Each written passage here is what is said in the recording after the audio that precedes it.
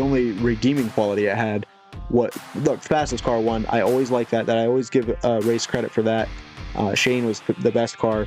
The fact that he was able to work his way through the field, McDowell was, tires mattered, all of that stuff. Those are the redeeming qualities. The rest of it, I'm not a road course fan in general. I don't care for road course racing. Nothing about it that was entertaining besides that. Following is a production of the Garage Area. Welcome into the Garage Area. I'm Adam White. He's Chase McFarland. And before we get started with all the topics that we're going to discuss this week, I want to go ahead and do the race weekend recap. I kind of tried to make this a little bit radio style in the past, and I think that that's still something that I might work toward, but we're not going to do that this week. I'm just going to give you basically, I was fortunate enough to be able to watch all three races this weekend, and I'll give you my version of what happened. So in the truck race, Watkins Glen, we had a new winner. We had 6 cautions for 15 laps. We had, Connor Zilic lead the most laps with 28. Brent Cruz also led quite a few with 19. And who else do we got here? Ross Chastain led 17 of them. Honestly, nothing happened in this race until the very end of it, pretty much. At least I didn't have any actual notes written down. When all the strategy played out, it looked like it was going to be a battle between Chastain and Zilic, is how that was going to end up turning out. And then on one of those restarts, after we had a caution, Chastain got penalized for launching too soon. He got penalized for going before he was in the restart zone. And so that sent him to the back. He eventually got caught up in a wreck. Following that, Gio Ruggiero was the control truck, and he also got penalized on the following restart for the same thing. Launching, that was the same thing, right? He got penalized for launching too early. Yeah. That one was a little controversial because he got hit from behind. Yeah, okay. One, now that you say that brings back my memory a little bit, because you're right. The Chastain one, yeah, he launched early. Now, did he launch as early as Denny Hamlin at Richmond that time when he beat Martin Truex Jr.? Yeah, probably not. No, he did not. So I guess I don't have a problem with the Chastain one being penalized. I get it. It is kind of tough. But, hey, you got to be in the box. Your nose has got to be over that line before you can go. And he went before then. So I'm fine with that being a penalty. The Gio one, he did get hit. It kind of launched him forward a little bit. I feel like that's pretty hard to officiate that and actually say that that was his fault and that he shouldn't have done that. But whatever. I don't care that much about Gio, so it wasn't a problem. But he ends up getting the same penalty that Chastain did and goes to the back, which ultimately leads up to a Caden Honeycutt and Connor Zilic restart there. They were the two trucks on the front row, right? I know Honeycutt was. Yeah. I believe Honeycutt beat Zilic down into the first turn with like 4 laps to go, I believe, and that pretty much was all it was, all she wrote. And Honeycutt gets back around to the checkered flag first. He ends up winning the race in Corey Haim's old truck, and that was the midpoint of the heater that he was on this past weekend. He won the ARCA race before the truck race, wins his first truck race, goes on and wins both, correct me if I'm wrong here, the Pro late race and the super late race.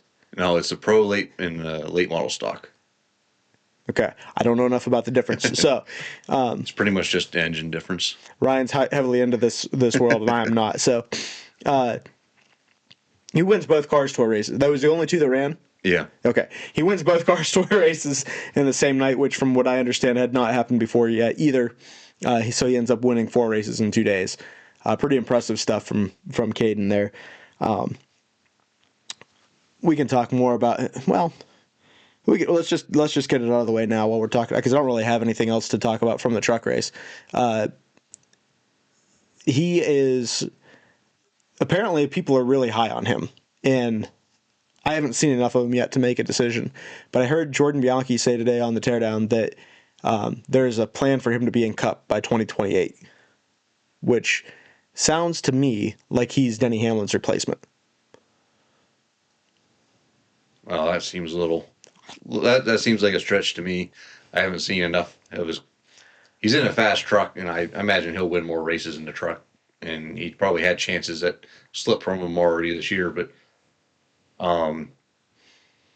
I'm more interested to see what the Brent Cruz and does in the Xfinity series because he seems really fast right now. So I kind of see more out of Brent Cruz right now than I do Caden Honeycutt. But I'm glad you say that because we're going to come back to that too. but yeah, that seems like a stretch for me right now. But that year makes sense, so it'll be interesting to see. Yeah, I agree. It's just a matter, I guess, of how much money's behind them or who likes them and what the deal is. Yeah. That I agree. If it's just the eye test based on talent, I think that from the Toyota camp, I mean, obviously Corey Heim's your number one, and I think if it was somebody beyond Corey, Brent Cruz would be the next guy I'd be looking at. We can talk more about that here in a little bit. Anything else from the truck race before I don't have anything else. Okay. So moving on to the Xfinity race.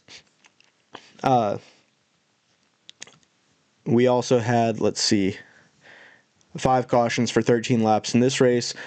I thought this was a pretty decent race. I actually put this one at the best of the weekend personally. Yeah. I'm not a big road racing guy, but the eventual winner was Connor Zilisch. Jesse Love also led 18 laps, which is actually more than I thought that he had led.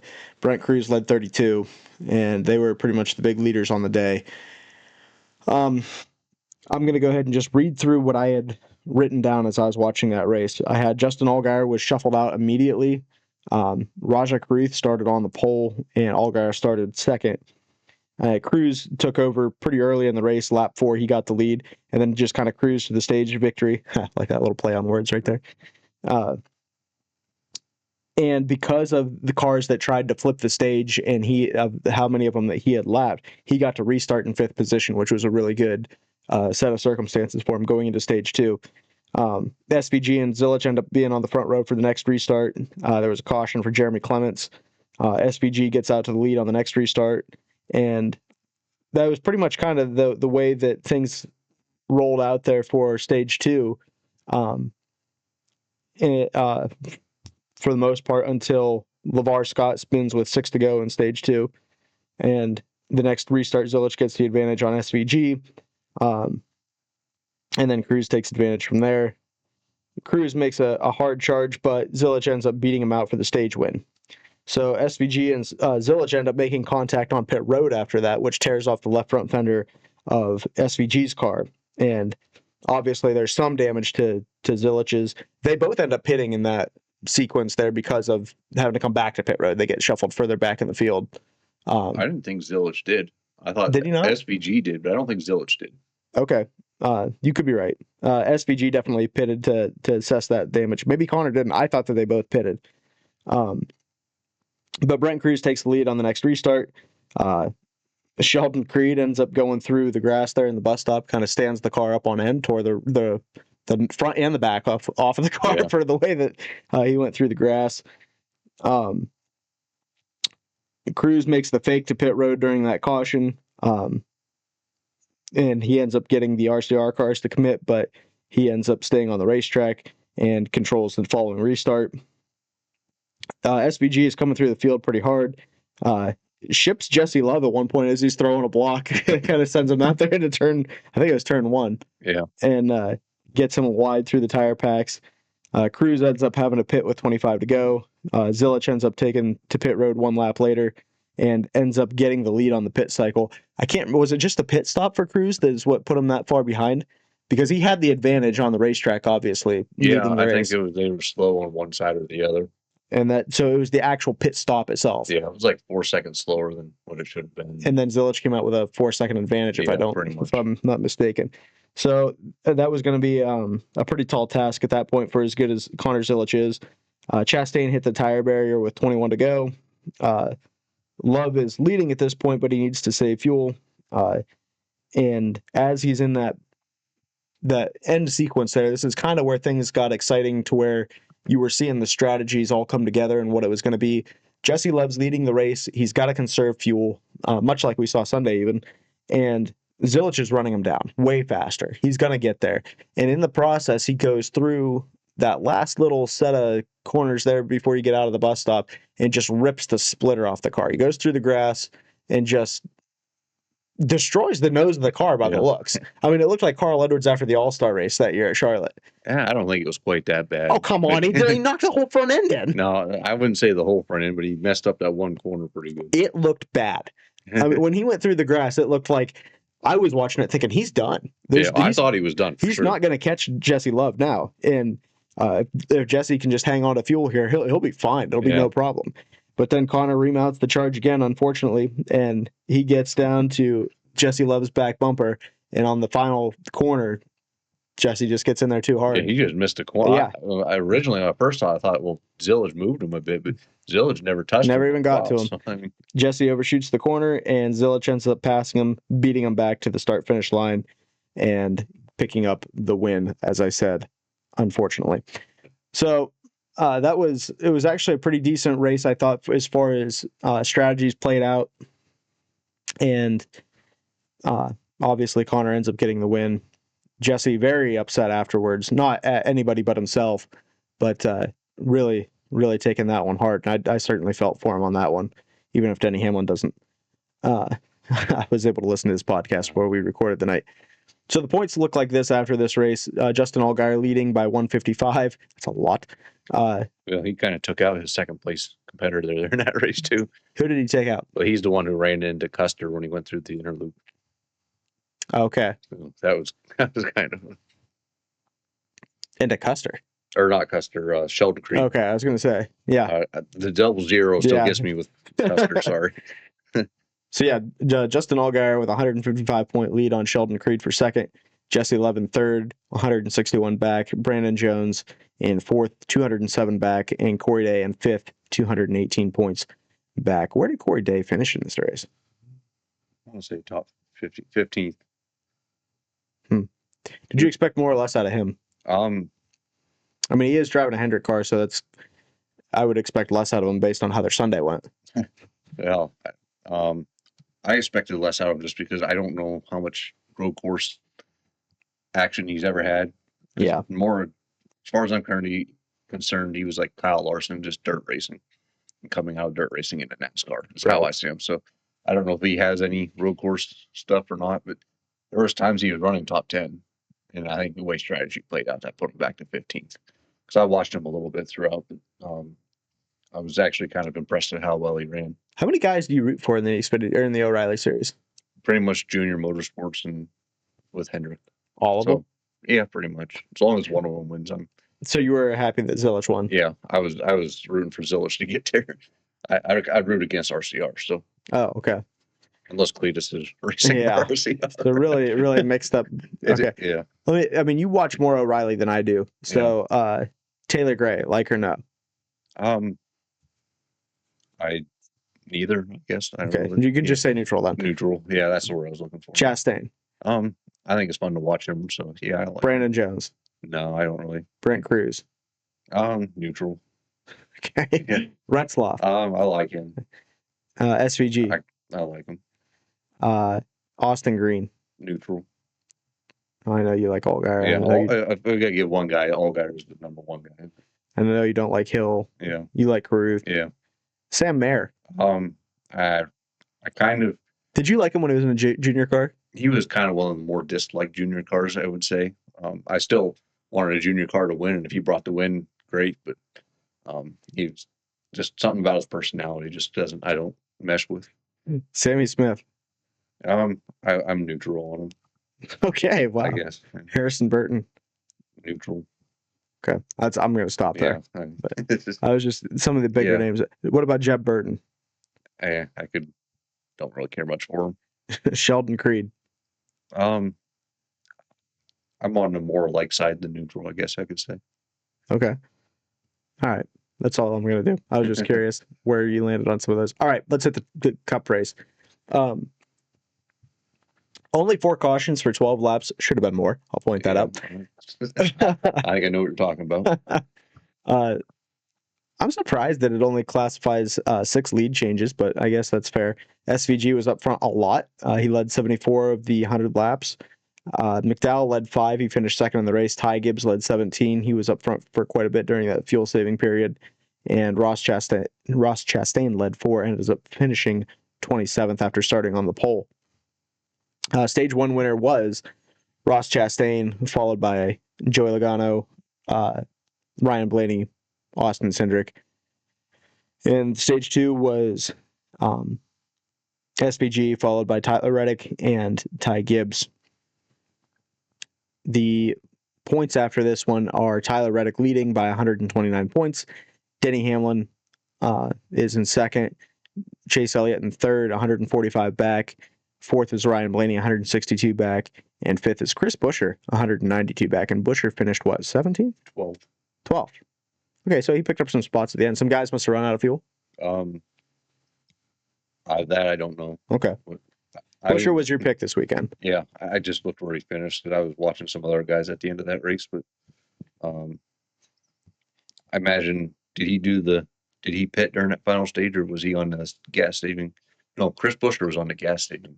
I do remember that because he was saving like everyone else. So maybe some guys did run out. Yeah. I know Kyle Busch said he ran out, but he still finished 8th. So. I'm going to read my notes through what I had for the race. SVG leads to green, pretty calm start. He leads the first 18 laps and then flips the stage. Elliott elects to stay out, but doesn't score stage points. Ross Chastain ends up getting the win. Guys that pitted early gained a lot. The fan tent blew out on the track for a caution.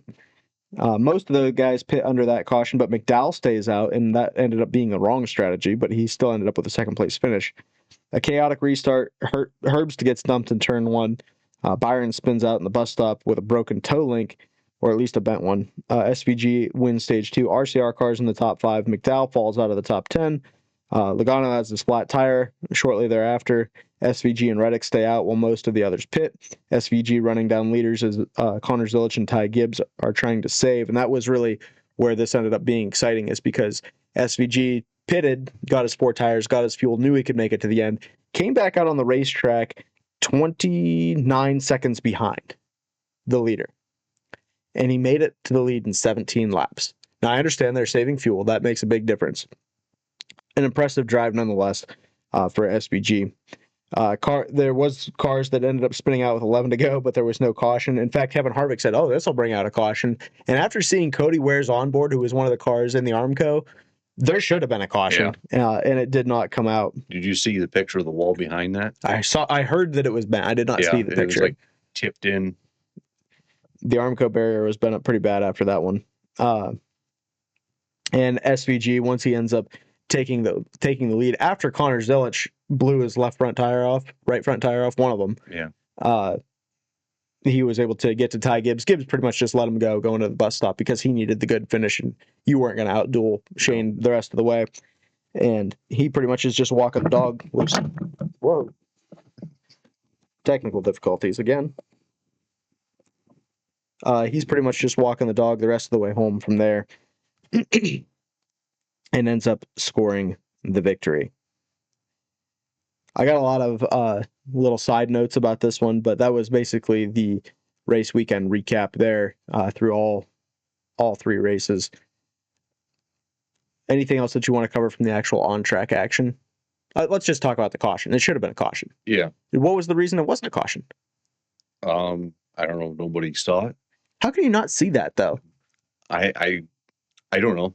Like, I saw that when they showed on TV that there was smoke and cars were spinning. It's like, they spun. It's not really any big deal. But when the camera panned around, it was like, there's a car sitting half onto the racetrack right there and stopped. And it ended up being Cody Ware, big surprise.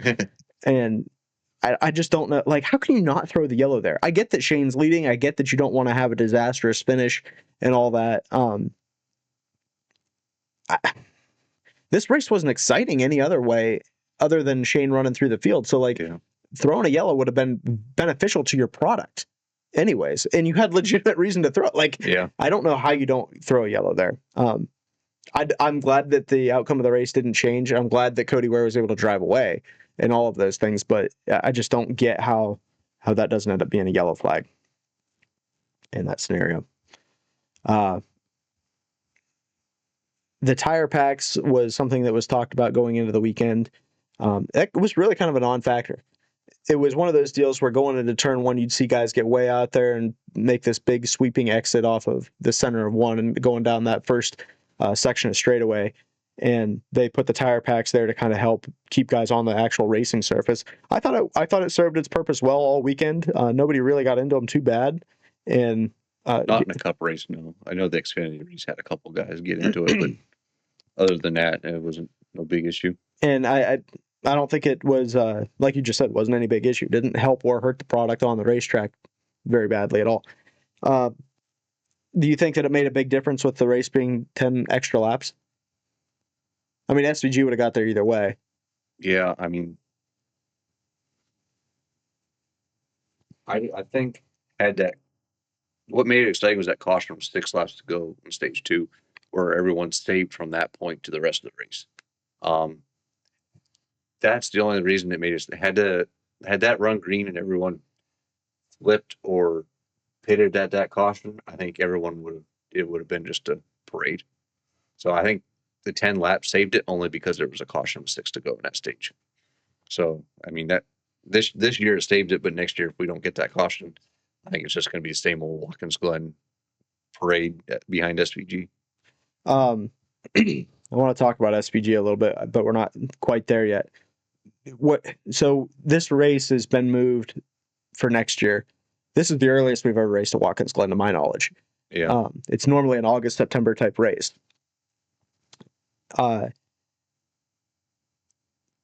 This is going to be in the Chase next year. First of all, do you expect to see anything different than what we saw today in the Chase? And do you think it needs to be in the Chase? I feel like we still should have a road course in the Chase. Since they took away the Roval, they need to do something. I think if one they're going to put in, this would probably be the best one to put in there. So I guess if you go by that, then yeah, it should be in a Chase. The only difference in the racing product I think we'll see is dependent on the temperature.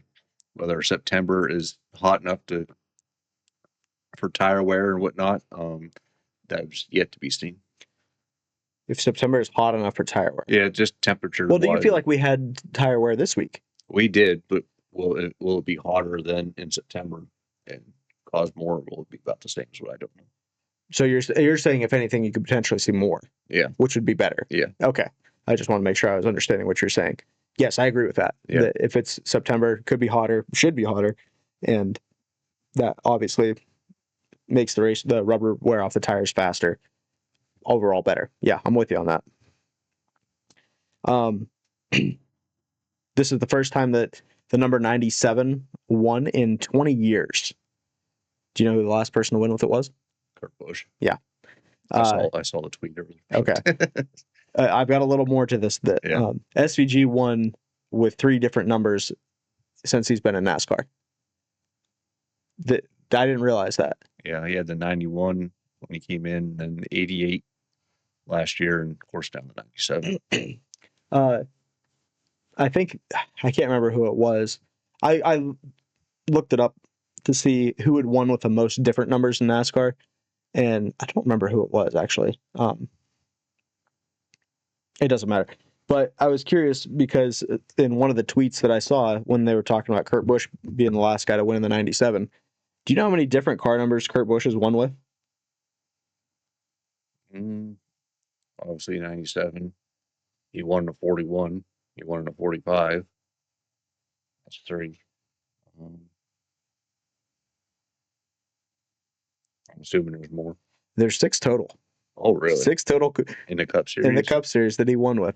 So you have 3 of them: the 97, the 41, the 45. You're missing a big one. Did he win in the 51 at all? No. Oh, okay, I know he ran that. A big, 22 and 2. Yeah, there you go. There's 2 of them right there. I didn't know if you'd remember the 22 one. I figured the 2 would be like the obvious one. 2, so. There's only one more you're missing.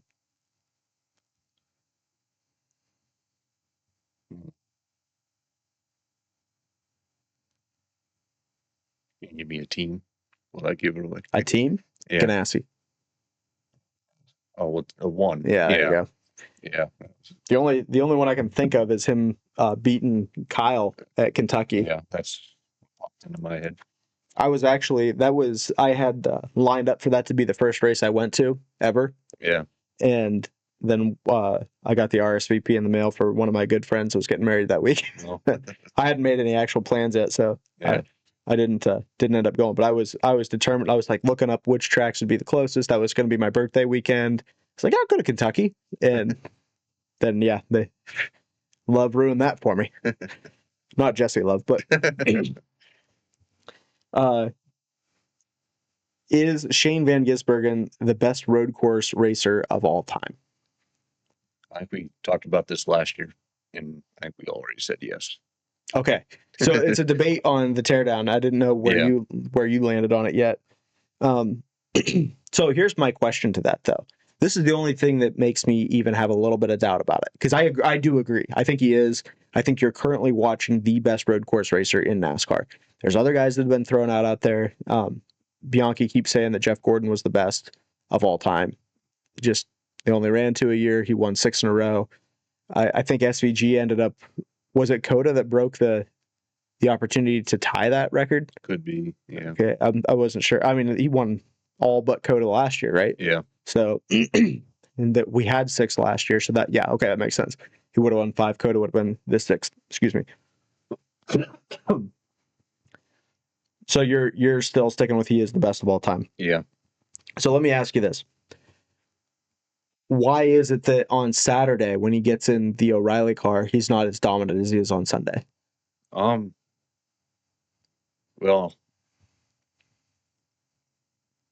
I think he would have been more dominant had he got up front without that damage.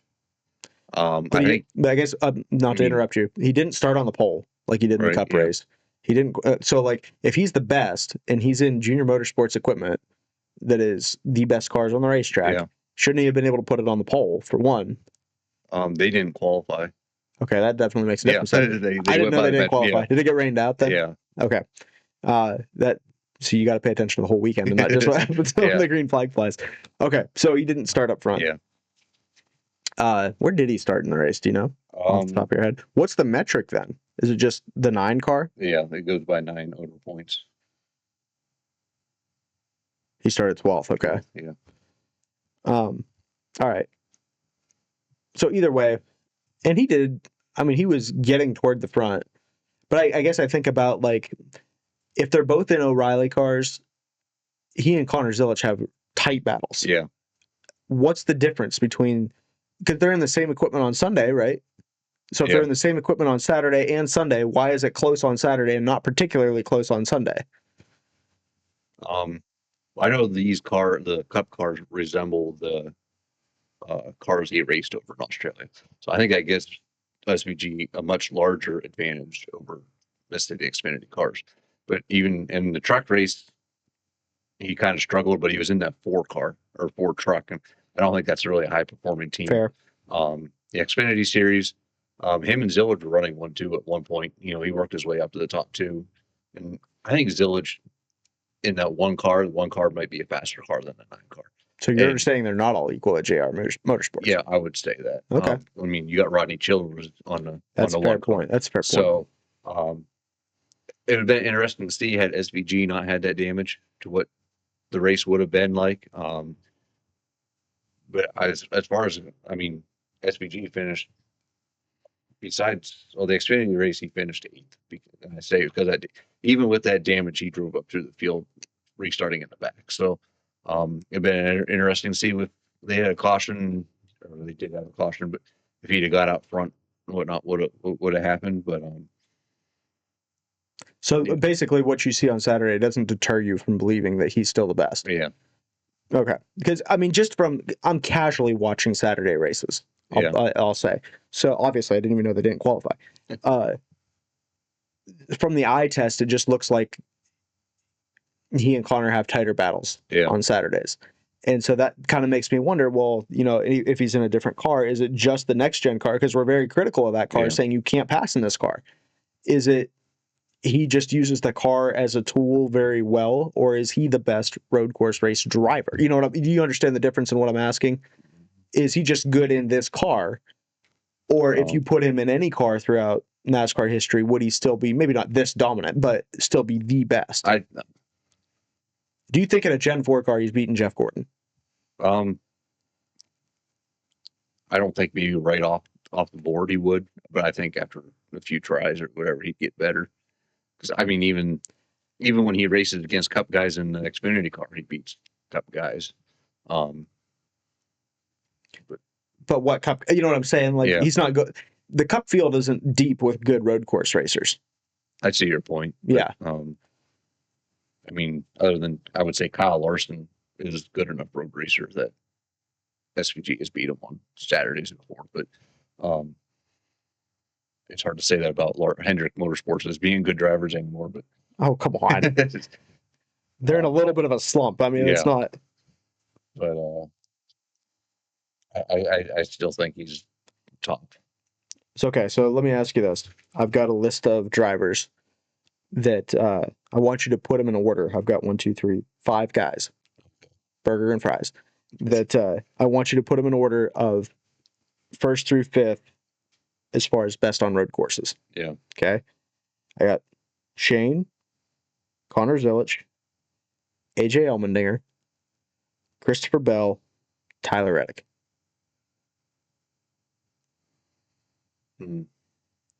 SVG's number 1. I'll put Tyler Reddick second. Tyler Reddick second over Zilich. Connor.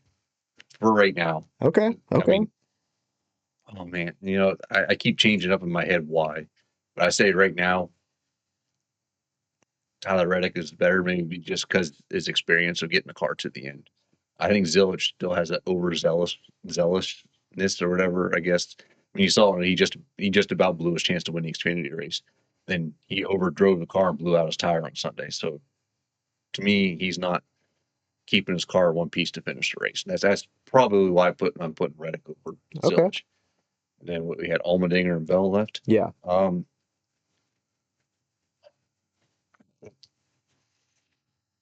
want to say if Allmendinger had better equipment, he'd be better. Okay. And so I say if we put Allmendinger in JGR equipment, he'd be better than Bell. So that's how I'm going to rate this. I'm going to put Allmendinger and Bell. Okay. Do you think if you put any of these guys in better equipment that they could compete with SVG? I think Zilich can if he takes care of his car. Yeah, okay. I guess I was going to say, if you put Zilich in the 20. I see what you're saying. I think that Zilich could probably beat him in the 25. Yeah, I don't necessarily think that you put Allmendinger in the 20 or the 45 or something like that he's beating him. Right, yeah. So that's interesting. I was just curious to see where you landed on that. Is Shane a Hall of Famer? If his career ended today, is he a Hall of Famer? I couldn't put him in the Hall. You couldn't put him in the Hall of Fame? He's a Hall of Famer, folks. I mean, Shane, for as many road course races as he's the gold standard when you come to a road course race. Yeah, but I know that the NASCAR racing is more than that, but the dude, he's a Hall of Famer. Yeah. You can't, they say this in football all the time. Could you tell the story of football without this player? And that's kind of what determines whether or not they make it into the Hall of Fame. You couldn't tell the story of NASCAR the last 4 years without Shane Van Gisbergen. I see your point. Who are the most popular names right now? Even that you couldn't. Okay, hang on. Let me do this. I'm going to pull up the standings. As far as popularity in the sport, Tyler Reddick, very popular. Denny Hamlin, very popular. Chase Elliott, yes. Ryan Blaney. Do you think he's more popular than Chris Buescher? I think he is. Yeah. Okay. Do you think he's more popular than Ty Gibbs? Yeah. Yeah. Do you think he's more popular than Carson Osevar? Probably not. Not Kyle Larson. Brad Keselowski? Yeah. Unless you got some old school fans hanging on. I don't know. Bubba Wallace? Yeah. He might be more popular than Christopher Bell. It's not a popularity contest. I understand that, but that's what I'm saying. That's why you know him, is because of his road course prowess. I understand it's not a popularity contest, but that's why he is well known, because he's winning on these road courses. To me, to be in a Hall of Fame, you better be competing for championships in whatever level you're at. I mean, because there was an argument about Justin Allgaier being in the Hall of Fame for his Xfinity career. And I'd argue that he shouldn't be in the Hall of Fame either. But if SVG won every road course race in the E. O'Reilly series, I wouldn't be making this argument. He's beating Cup drivers, the best in the world. on road courses. Sure. He's still beating them. But as NASCAR in a whole, he's not winning championships or even competing for championships. He's Not yet, anyways. Isn't he in the playoffs? Right? He's at 16th in points right now. Yeah. He's in the chase right now. Yeah, but is he? Do you see him doing anything in the chase to be a champion? Not to be a champion, no. Exactly. What about Christopher Bell? You think he's a Hall of Famer? No, not yet. Okay. Boy, you're like TJ Majors on this thing. I'm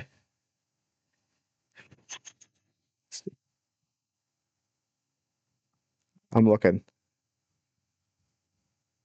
Well, okay. What about Denny Hamlin? Is he a Hall of Famer? Denny Hamlin a Hall of Famer? I put him in a Hall of Fame. Why? He doesn't win a championship. He's competing for championships. He's won over 60 races in a career. So all you got to do is compete for one. You don't have to win it. Well, considering the championship format we had, I would say yes. Okay. All right. Your point's taken.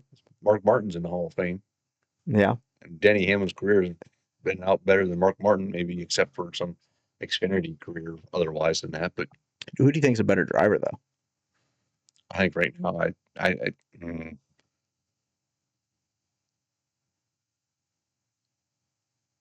yeah, I don't know. That one's a tough one. I almost want to say Hamlin, but Mark drove in a different era, so it's hard to.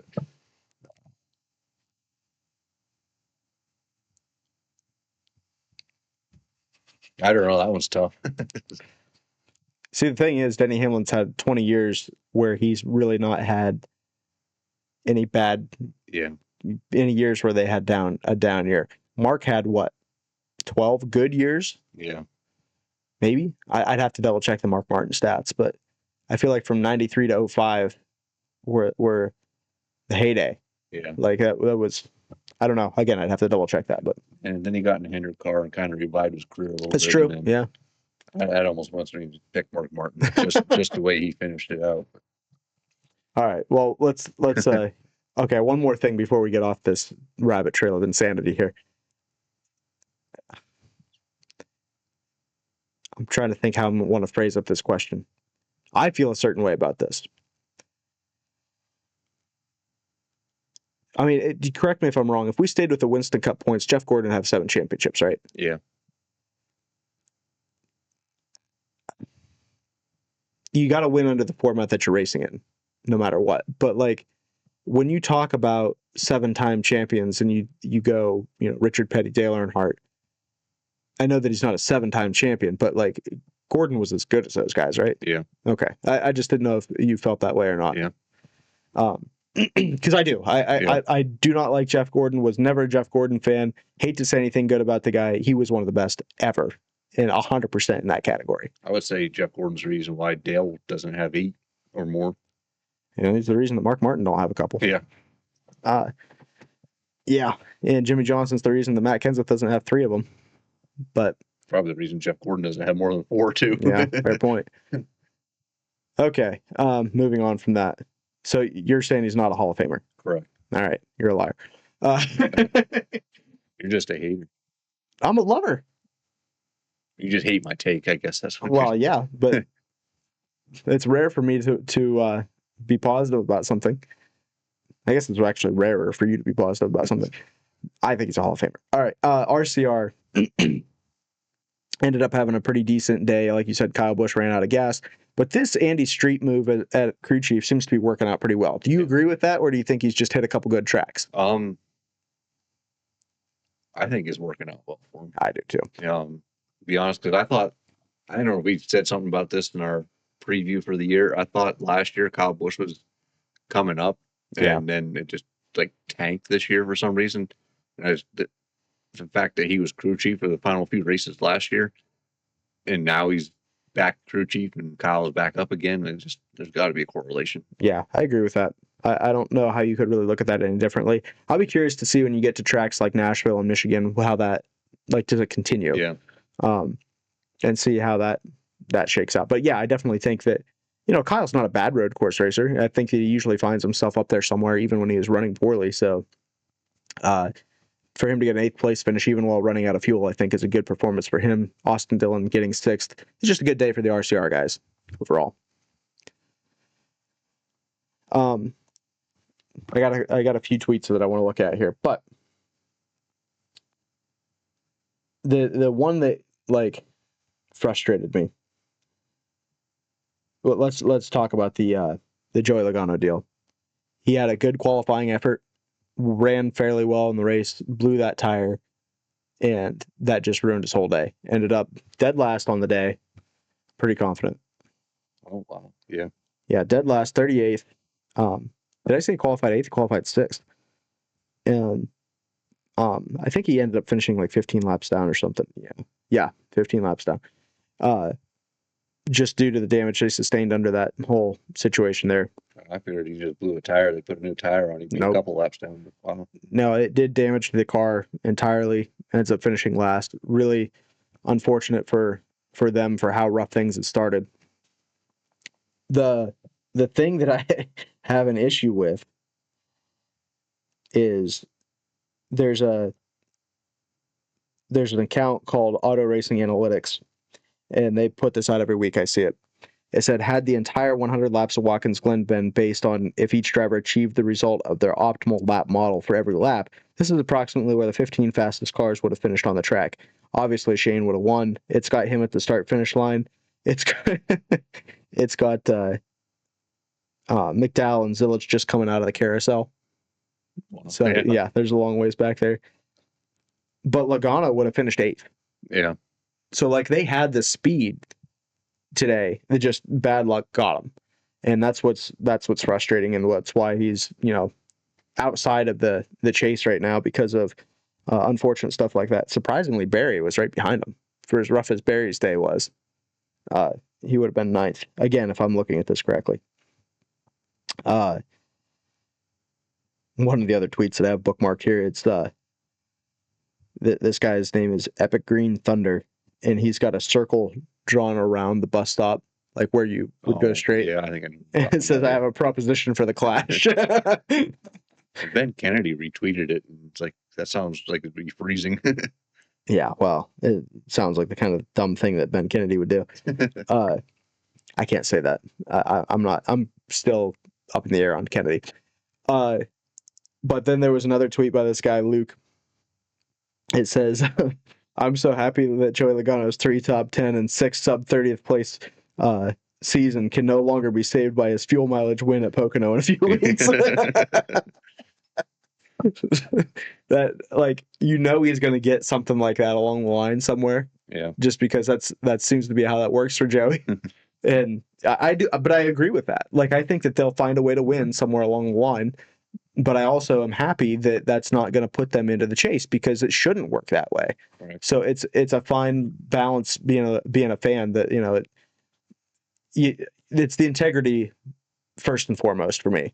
And then obviously I want to see my guy win. But even if you told me right now, hey, Logano is going to miss the chase this year, my next thing would be like, fine, let me see him win. Like, I want to watch some wins. Yeah. And I don't understand how that got lost in the last format of, oh, win and you're in. No, that dude that just won doesn't deserve to compete for a championship. Just enjoy the win. Yeah. And there's going to be times this year when Logano wins, I hope at least a time, that I get to sit there and go, yes, he got it. Yeah. And enjoy that, knowing that this dude's not going to be the 2026 champion, and be okay with that.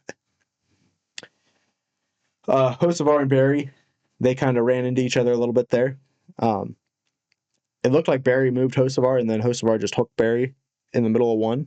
I saw the first part of that, but I saw the in-car from Carson. To me, Carson really moved that much. And Barry tried to clear himself, and Carson just held his ground. Okay. So, I mean, from an in-car view that they have, sometimes it's hard to tell, but to me, it almost looked like Barry tried to clear himself and wasn't quite as much as a right hook as I thought it might have been.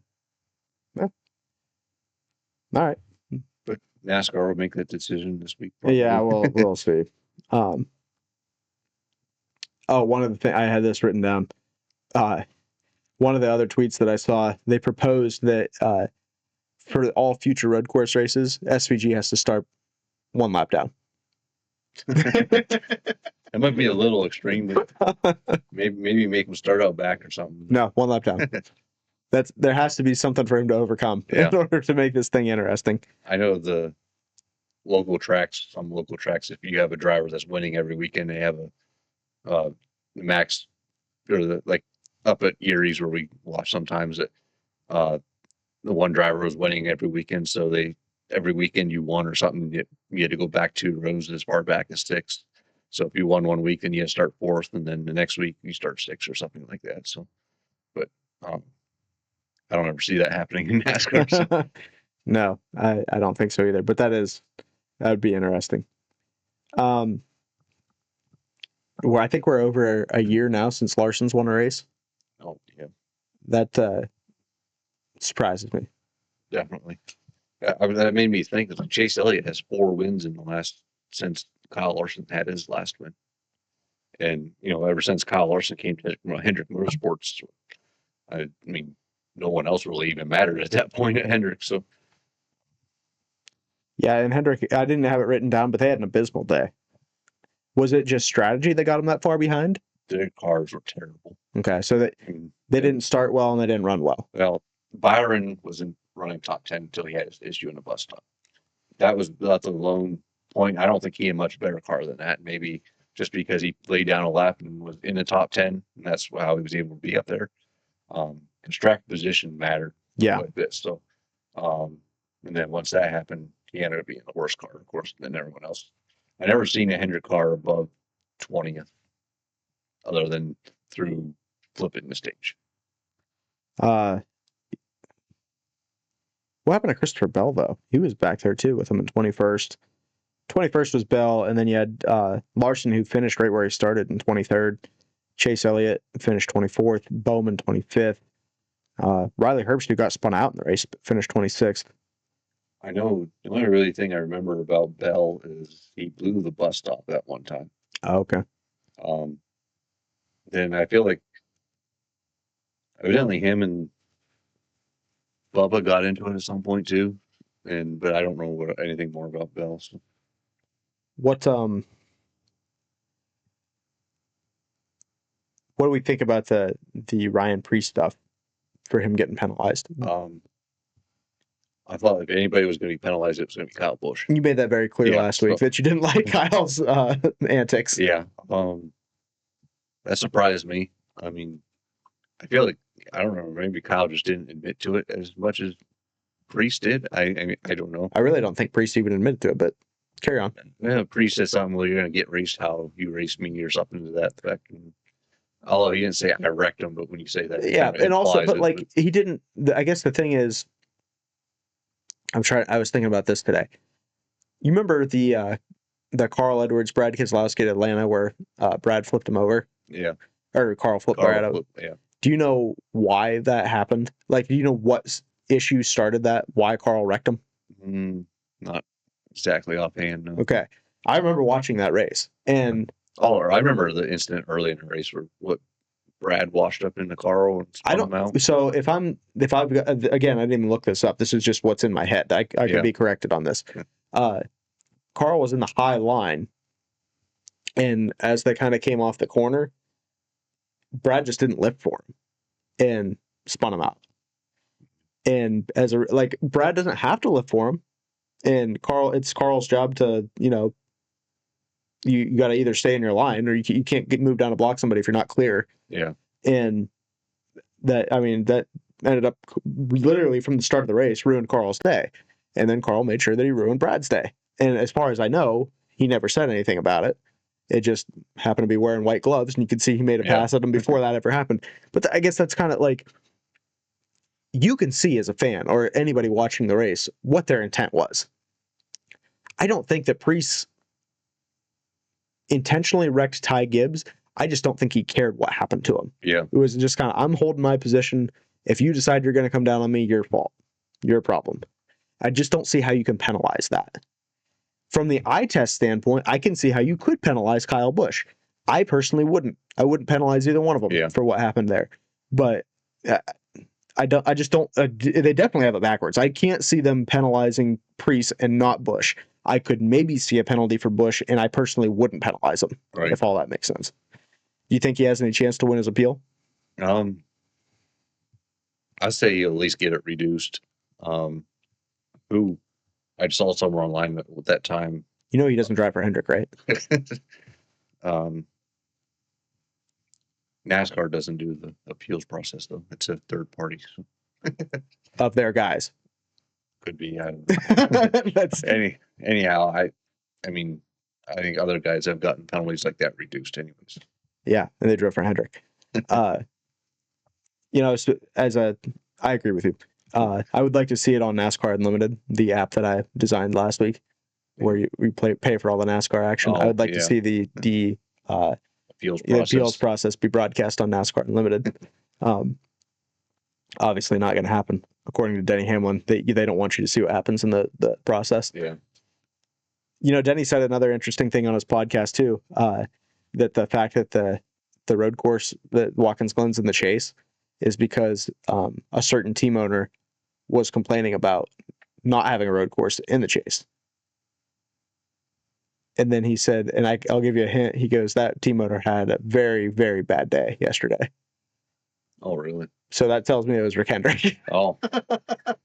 I assumed maybe Trackhouse was complaining about there not being a road. That would have been my thought too, Yeah. but apparently not the case. So, I mean... I don't know why Rick Hendrick would care. That's kind of what I thought too, but that seemed to be... It's not, well, obviously this discussion happened before the race had taken place. Yeah. And so apparently they were expecting something different, or I don't know. But that's me putting the clues together. It sounded like it was a Hendrick thing. Mm. Could be wrong, just a guess from the clues that I got. Okay. Good race, bad race. What did you think of it? Did you vote in the poll? I didn't. I voted no. I didn't think it was a good race. Yeah, I'm kind of mediocre on it, like middle of the road. So I'd give it a 5. That's about what I was thinking. So the reason I give it a 5 is just because the only redeeming quality it had, fastest car won. I always like that. I always give race credit for that. Shane was the best car. The fact that he was able to work his way through the field, McDowell was, tires mattered, all of that stuff. Those are the redeeming qualities. The rest of it, I'm not a road course fan in general. I don't care for road course racing. Yeah. And there was nothing about it that was entertaining besides that. I said, sitting in this chair last week, get ready for your nap on Sunday during the Watkins Glen race. You just have to wait so long for all of the strategies to play out for anything consequential to happen in the race. So that's kind of where I ended up landing on it, giving it a 5. What are you giving it? Yeah, I think that's what I say, middle of the road. I'll give it a 5 also. You know, that's was it Mike Joy said was nearing the end of the first stage. The most any driver had gained was 3 positions in the stage. Wow. So, I mean, you obviously, when all cars are on the same tires, it's hard to pass. Yeah. So the only redeeming factor at the end is because there was a couple different tire strategies. And SVG played his right where he had far better tires, obviously a far superior car, and other guys had to save fuel. Yeah. That, to me, if everyone was going all out and SVG started that far back, I imagine he probably got back to the top 5, but it'd been a struggle to reach Zilich and Ty if they were able to go all out. So, poll is currently sitting at a 57% yes, which is higher than I thought it would be. Yeah. For as much as I saw people hating online everything that took place this weekend, I'm surprised that it's that high, but it's not a bad thing. It's weird. It almost seemed like the Xfinity or the O'Reilly race and the Cup race played out the same. Zilich pitted, put on tires, and was able to drive through the field to pass Love, who was saving tires like Connor and Ty Gibbs were at the end of that race. But obviously, the O'Reilly race came down to the last lap, and SVG blew by. But it just felt like those cars in the O'Reilly series just more movability through the track and passing and everything else. Yeah. People were calling for the head of the next gen car on Twitter, at least that I was seeing. People are also calling for the end of racing at Dover. And I don't think that that's a fair statement. Yeah. I don't think that Dover's a bad racetrack. Dale Jr., I know, wants it to be asphalt instead of concrete. I don't know what his deal is with that, but that's whatever. I agree with the guy most of the time. but I don't get this. I have a DVD over there that I probably will play at some point this week of the 2006 Dover Spring Race, and I'll be curious to see if my nostalgia brain actually tracks with what I would like to see. Yeah. And see if that actually truly was a good race, or if I just remember it being a good race because of the outcome, which was Matt Kenseth beating J.B. McMurray. I don't think it's a Dover issue. I think it's a car issue. It's definitely a car issue. So as we move to the Dover All-Star race, these picks don't count against us. You can use any driver that you want. Because you were the loser this week, I'll let you pick first. Who do you want? Denny Hamlin. I'm taking Denny, huh? Yeah. I am going to go Alex Bowman. I think that he's been a hack of a race car driver, but I think that he's very good at Dover, and I think he's been very good the last few weeks on the regular oval racetracks. So I think I said last week as well, I marked my words that Alex Bowman's going to win this race. We should have set this up a little. We can talk about it more in depth next week. In fact, I'd say let's just make that a homework assignment. We've talked about it in the past, but we never really nailed down anything definitive. What would you like to see for the ultimate all-star format? How do you want the race to play out? What track do you want it to race at? What driver should be included in it? Because what we got now is terrible. I don't know why this is even an all-star race when they all show up. Yeah. How can that be an all-star race? That doesn't make any sense. Any other sport, you take the best of each whatever and put them on the same team. Two teams go against each other. Obviously motorsports is different, but it's got to be something different than everybody showing up for the race. I don't get it. It's going to have some interesting formatting this weekend, but you can look it up from Bob Pockris or somebody like that as far as figuring out exactly how it works, but nothing is intriguing about this weekend to me. Yeah. I don't expect good racing because of the car, and I don't like. I'm gonna watch it, but I don't care. Yeah. Like I'm not anticipating any part of this. Yeah, and normally they're a Saturday night race, isn't it? I was like an early afternoon Sunday race. Yeah, 1 o'clock. It just, to me, an all-star race should be under the lights type thing also. So. Yeah, so we'll work on that. Finally got the start time we want, but that's whatever, dude.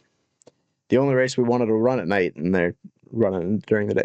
I actually would like to see a handful more night races, but I like the ones that we do have. Nashville's going to be a night race. The Coke 600 is going to be a night race. Chicagoland's a 6 p.m. start. Atlanta, North Wilkesboro, those are all under the lights in July. Richmond's a night race, and obviously Daytona. And then obviously the Bristol night race, and everything else is daytime from there. But I don't know. We actually have a few more than I thought we did, so I'll look forward to that. I like the holiday weekend night races too. We rated the race. We picked our drivers. Anything else that we need to cover? I can't think of nothing. I can't either. Hopefully, that would be the bummer this year is if Logano gets his win at the Dover All-Star race. Hopefully that's. I mean, I hope he does win the Dover All-Star race, but I hope that he wins other races besides that throughout the year. But like I said, I'm predicting a Bowman win, and then we go to what is going to be my most anticipated race, maybe of the season so far, the Coke 600 at Charlotte. I'm looking forward to that one. Until we get out of the Dover race, we will be we'll be waiting, and I believe all three series are on track this weekend, Truck, O'Reilly, and Cup. So we'll keep an eye on that, and then next week we'll be right here in the garage area to recap all the action for you.